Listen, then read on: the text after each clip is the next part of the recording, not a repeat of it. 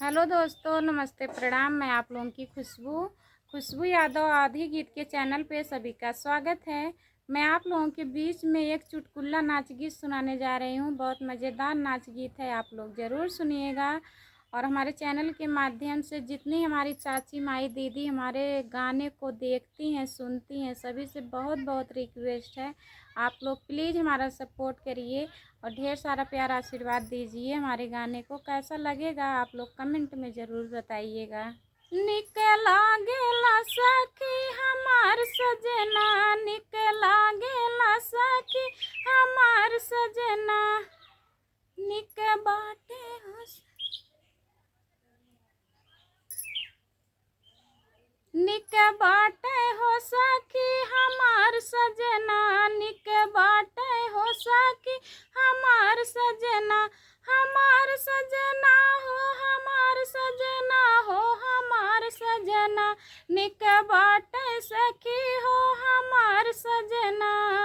सासू कहे बहू बरे तने मौजा, सासू कहे बहू बरे तने मौजा, सैया कहे नहीं नहीं धना, करी खा लगी जाई हमारे धना, करी खा लगी जाई हमारे धना, निक बाटे सखी हो हमार सजना, निक बाटे सखी हो हमार सजना, हमार सजना हो हमार सजना हो हमार सजना, निक बाटे सखी हो हमार सजना, निक बाटे सखी हो हमार सजना।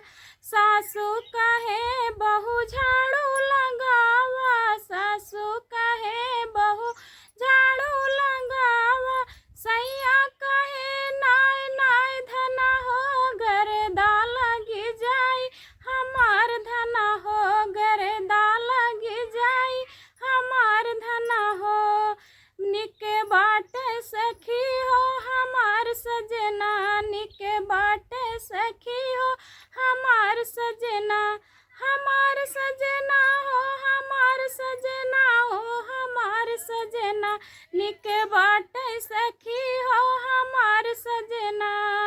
सासू कहे बहू रोटी बनावा, सासू कहे बहू रोटी बनावा, सैया कहे नाय नाय धना हो हथवा जरी जाई हमार धना हो, हथवा जरी जाई हमार धना हो, निक बाटे सखी हो हमार सजना, निक बाटे सखी